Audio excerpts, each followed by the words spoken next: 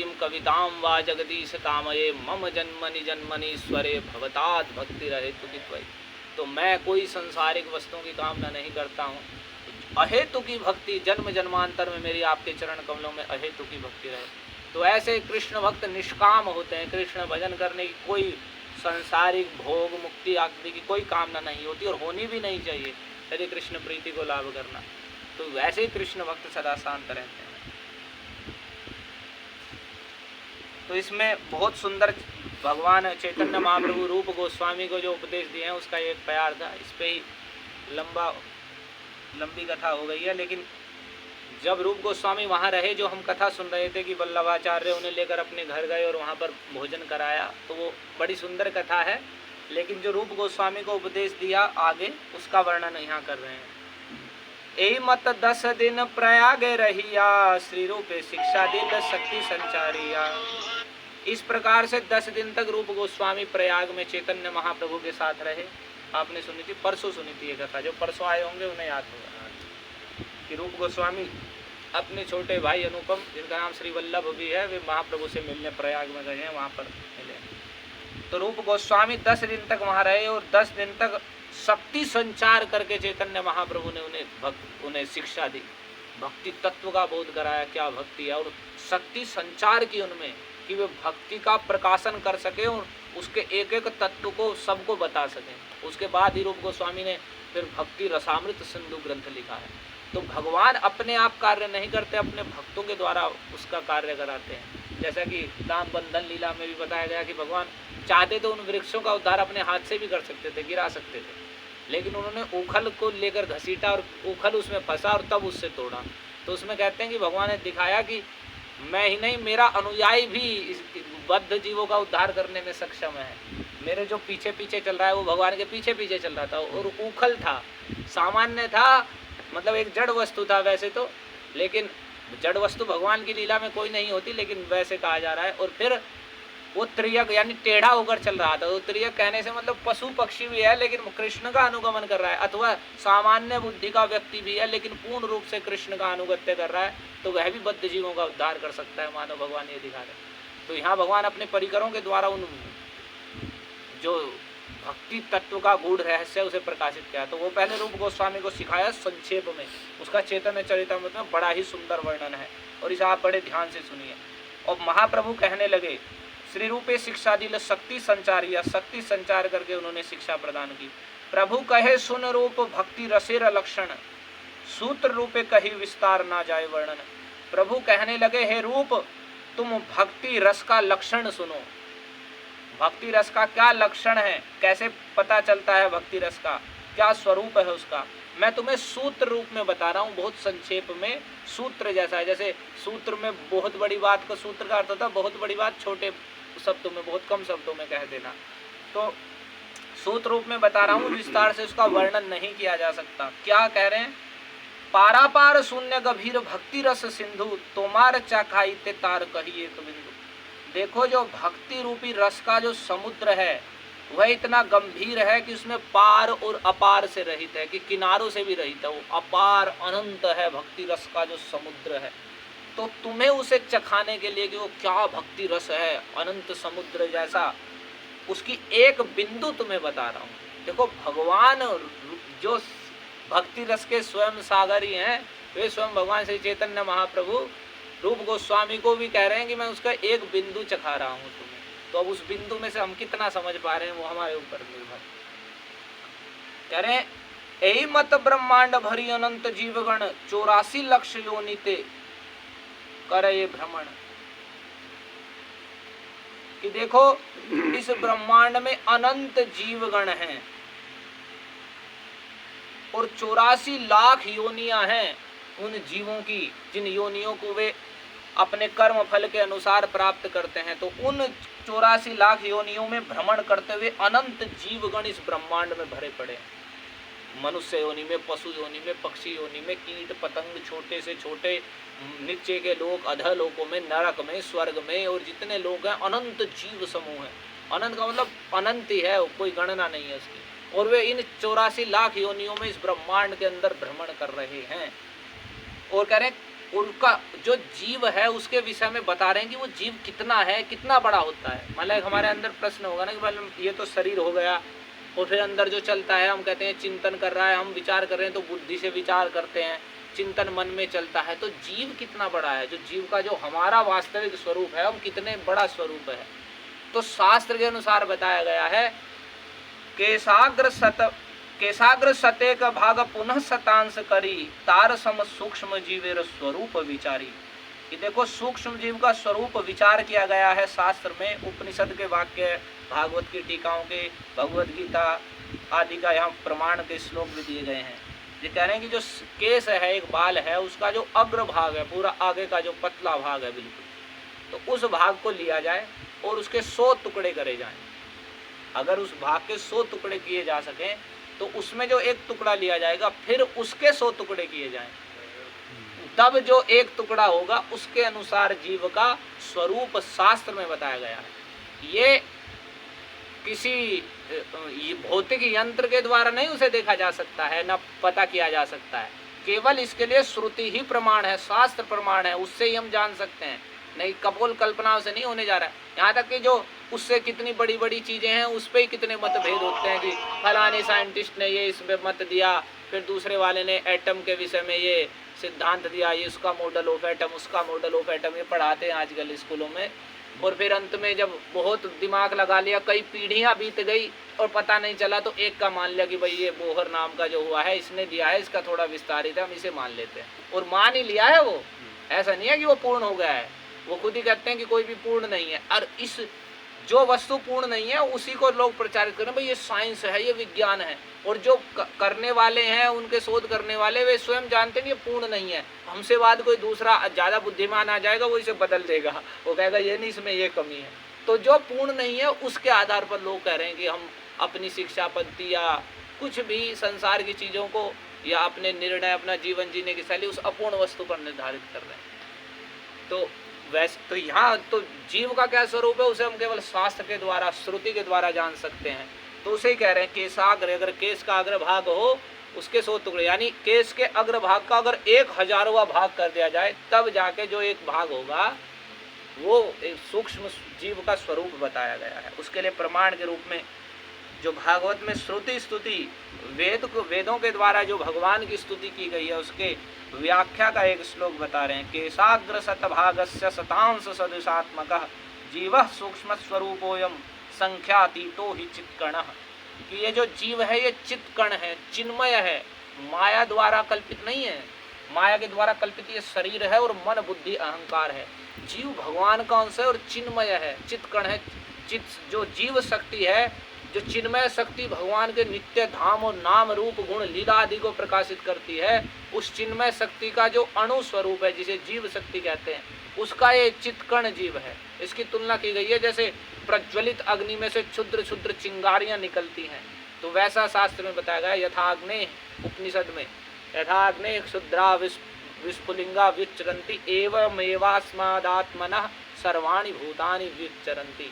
जैसे अग्नि से क्षुद्र क्षुद्र चिंगारियां निकलती हैं, अग्नि के सामने उनकी भी तुलना अग्नि जैसी है, वे भी गर्म और उनमें भी प्रकाश होता है, लेकिन वो अतिशय सूक्ष्म होता है।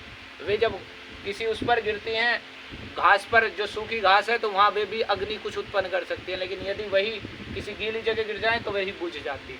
तो वैसे ही जीव अत्यंत सूक्ष्म कण है, चित कण है, चिन्मय कण है, माया द्वारा जीव का स्वरूप नहीं है, वो भगवान का अंश है। और जैसे अग्नि से चिंगारियां निकलती हैं, अथवा शास्त्रों में बताया गया है जैसे सूर्य की किरणों के अंदर छोटे छोटे कण होते हैं, जिसे आजकल अंग्रेजी भाषा में फोटोन कहते हैं, जिनसे थोड़ा थोड़ा प्रकाश निकलता है, तो वे सूर्य की किरणों के अंदर होते हैं। तो उनमें सूर्य के ही अंश हैं वे, लेकिन वे सूर्य नहीं है, अतिशय सूक्ष्म है।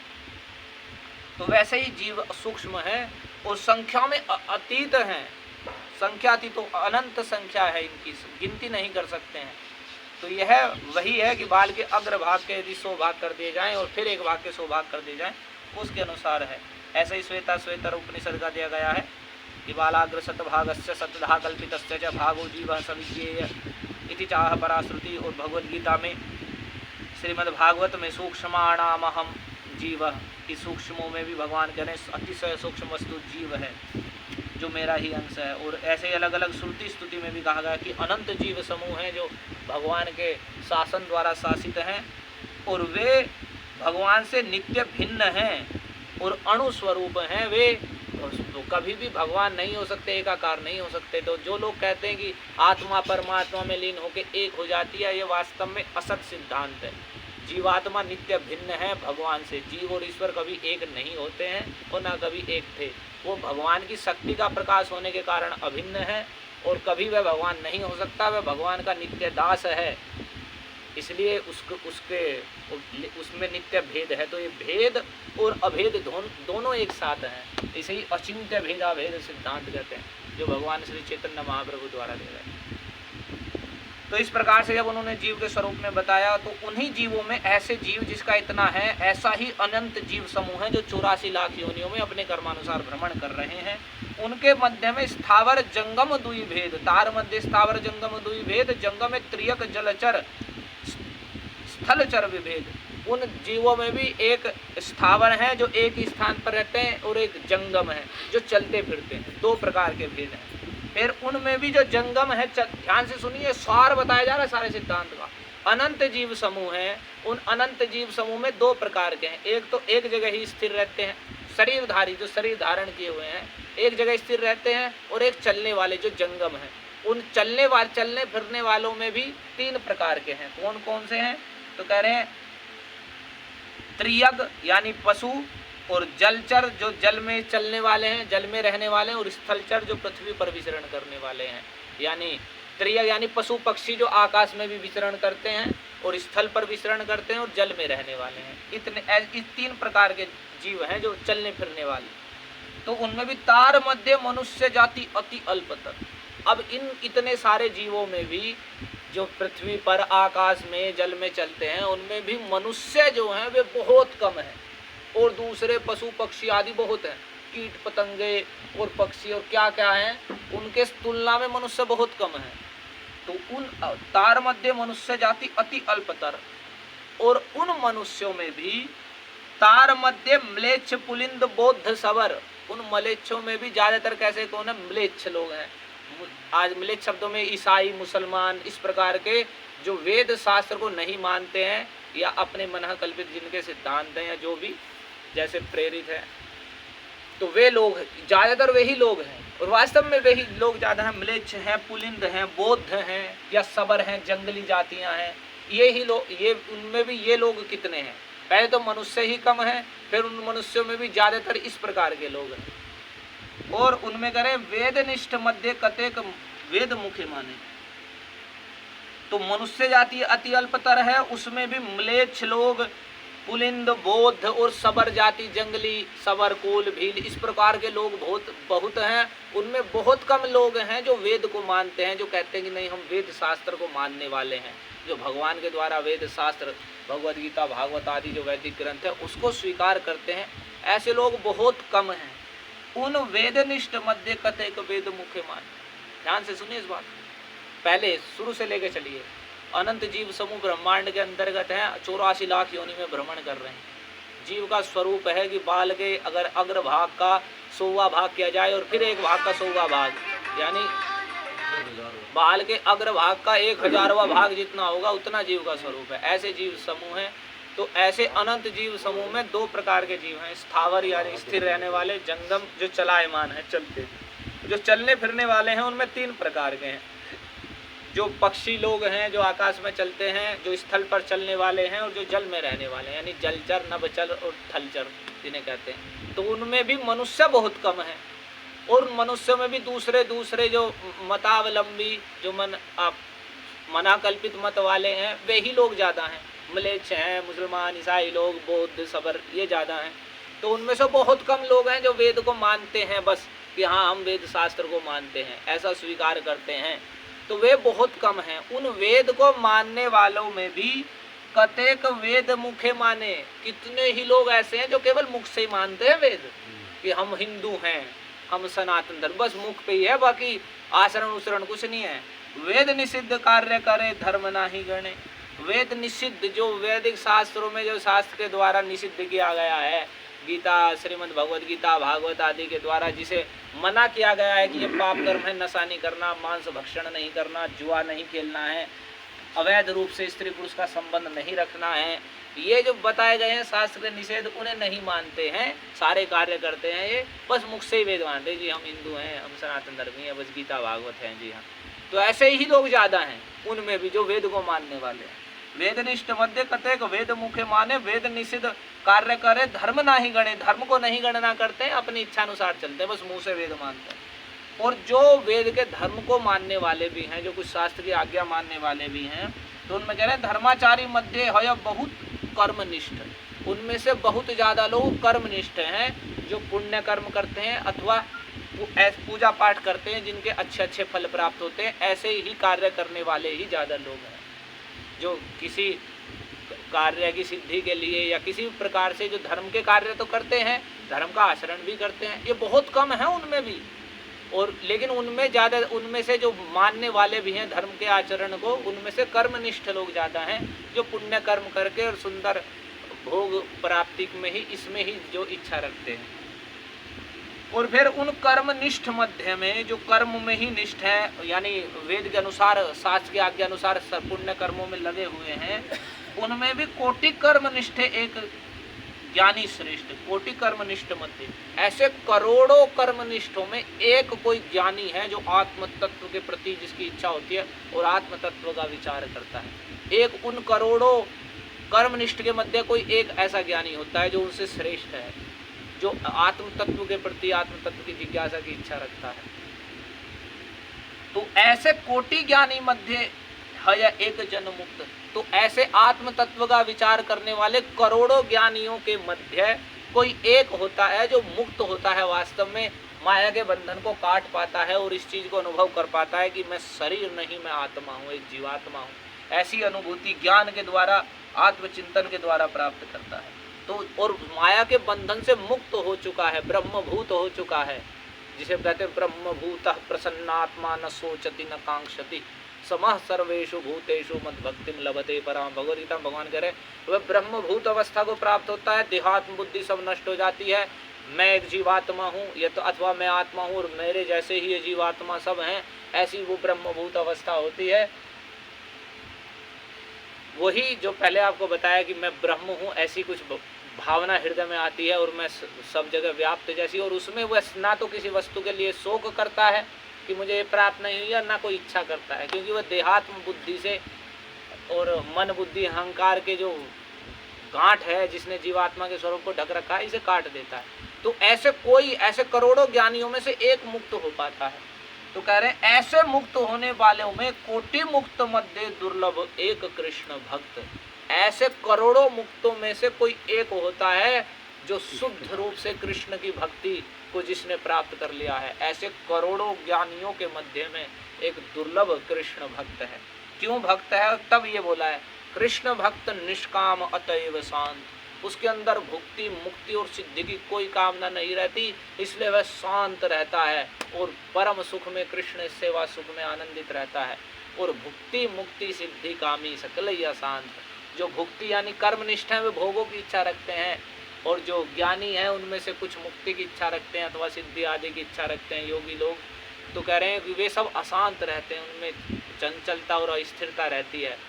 और जो कृष्ण भक्त है वो निष्काम रहने के कारण, भुक्ति मुक्ति और सिद्धि की वासनाओं से रहित होने के कारण परम शांत रहता है। और इस बात को प्रमाणित करते हुए कोई कहे कि तुमने एक कृष्ण भक्त को इतना दुर्लभ बताया, ये वास्तव में एक शुद्ध भक्त की स्थिति बताई गई है जो इस भुक्ति मुक्ति और सिद्धि की कामना से रहित है और निरंतर कृष्णानुशीलन कर रहा है, उस भक्त की बात बताई गई है। कृष्ण प्रीति के लिए और कृष्ण सेवा सुख के आनंद में ही जो निमग्न है। तो इसके प्रमाण में ये भागवत का श्लोक उद्धृत कर रहे हैं कि मुक्तानाम अपि सिद्धानाम नारायण परायण सुदुर्लभ प्रशांतात्मा कोटिष्वपि महामुने, कि बड़े बड़े मुक्तों में जो मुक्त हो चुके हैं, माया के बंधन से पार हो चुके हैं, यानी मन बुद्धि अहंकार और ये जो देहात बुद्धि से पार करके जो माया का जिसके द्वारा बंधित करती है इसे काट चुके हैं, मुक्त अवस्था को प्राप्त हैं। सुखदेव गोस्वामी जैसे प्रारंभ अवस्था में थे तो शुरू में वे कृष्ण के प्रति आसक्त नहीं थे, वैसे वे मुक्त थे। जन्म लिया 12 वर्ष की आयु में, ऐसा सुना जाता है कि वे 12 वर्ष लगभग 12-13 वर्ष की आयु में ही गर्भ से बाहर निकले। मना कर दिया कि मैं बाहर नहीं आऊँगा। बाहर निकले तो चल दिए सीधे, कौन ये कोई भी कि व्यास देव जी उनका कुछ संस्कार करेंगे, कुछ संस्कार करेंगे आदि, उसकी कोई अपेक्षा ना करके सीधे ऐसे ही नंग धड़ंग चल दिए। आत्मभूत अवस्था में थे और पीछे पीछे व्यासदेव दौड़े, रुको रुको पुत्र। तो उस समय ऐसे अवस्था में थे, अपने योग बल से उनके बजाय जो वृक्ष थे उन्होंने व्यासदेव को प्रत्युत्तर दिया, इसलिए उनकी स्तुति की जाती है भागवत में, यम प्रव्रजंतम अनुपेतम अपेत कृत्यम। तो ऐसे मुक्त लोगों में कह रहे हैं कि एक दुर्लभ कृष्ण भक्त है। तो ऐसे मुक्ता नाम अपि सिद्धा नाम, जो सिद्ध हो चुके हैं बिल्कुल, और अब ये शरीर के द्वारा बंधन को प्राप्त नहीं करेंगे, मुक्ति को प्राप्त कर चुके हैं। तो ऐसे मुक्त और सिद्धों में भी नारायण परायण है, एक नारायण परायण कृष्ण परायण एक भक्त सुदुर्लभ, अतिशय दुर्लभ है। कोटिस्वपि, करोड़ों करोड़ों में, करोड़ों करोड़ों मुक्त और सिद्ध जनों में भी नारायण परायण, यहाँ कृष्ण परायण का मतलब है जो कृष्ण परायण, भोग परायण नहीं है। मान कभी कभी हम भक्ति कर रहे हैं लेकिन भोग परायण भाव से ही, तो वैसी भक्ति मतलब वो शुद्ध भक्ति नहीं है। कल्याणकारी तो वह भी है, वहाँ से ही धीरे धीरे व्यक्ति की उन्नति होती है, लेकिन वास्तव में शुद्ध भक्ति का स्वरूप है कृष्ण ही एकमात्र उद्देश्य है, और कृष्ण ही प्रसन्न करना, कृष्ण को ही प्रसन्न करना है वह है। तो ऐसा कृष्ण परायण भक्त सुदुर्लभ, अतिशय दुर्लभ है। प्रशांत आत्मा, क्योंकि उसका हृदय प्रशांत पूर्ण रूप से शांत रहता है, किसी चीज की कोई कामना उसे रहती ही नहीं है, मुक्ति मुक्ति सिद्धि संबंधी। तो ऐसे दुर्लभ एक कृष्ण भक्त है। ये महाप्रभु ने बताया कि कृष्ण भक्त इतना दुर्लभ है। और फिर यहाँ महाप्रभु बता रहे हैं किस प्रकार से यहाँ पर बताएगा कि कृष्ण भक्त कितना दुर्लभ है, और उस वो भक्ति कितनी दुर्लभ है जो कि इतने एक कृष्ण भक्त इतने मुक्त और सिद्ध जनों में भी होता है, जो वास्तव में शुद्धा केवला भक्ति को प्राप्त कर चुका है। तो इतनी एक कृष्ण भक्त की सुदुर्लभता, अतिशय दुर्लभता बताई। और आगे ये बताएंगे किस प्रकार से वह जीव भगवान के प्रसाद से ब्रह्मांड भ्रमित कौन भाग्यवान जीव, गुरु कृष्ण प्रसादे पाए भक्ति लता बीज। इस भरे हुए ब्रह्मांड में जो अनंत जीव समूह अभी अभी आपने सुने, उनमें से कोई भाग्यवान जीव गुरु और कृष्ण की कृपा से, गुरु कृष्ण प्रसादे पाए भक्ति लता बीज, जो भक्ति रूपी लता है। यहाँ भक्ति की तुलना लता के साथ करके एक बड़ा ही सुंदर बताया गया है कि रूपक कहते हैं कि भक्ति को लता की तरह बता के बताया गया कि किस प्रकार से भक्ति रूपी लता हृदय से बढ़कर भगवान के चरण कमलों तक पहुंच जाती है। ये बड़ा ही सुंदर है, कल इसका वर्णन करेंगे अगर होता है तो। जो भक्ति रूपी लता का जो बीज है, यानी श्रद्धा भगवान के वचनों में और भगवान के लीला माधुर्य के प्रति उसमें लोभ रूपी जो श्रद्धा है, ये कोई जीव इस ब्रह्मांड में कोई गुरु और कृष्ण की कृपा से, यानी एक शुद्ध भक्त की कृपा अथवा भगवान की कृपा से ही लाभ करता है। तो वो बीज कैसे बढ़ता है और कैसे भगवान तक पहुंचता है, इसकी चर्चा कल करें। हरे कृष्णा कृष्णा कृष्णा हरे हरे, हरे राम राम राम हरे हरे। श्री श्री राधा मदन मोहन भगवान की जय। जगत गुरु श्री प्रभुपाद की जय।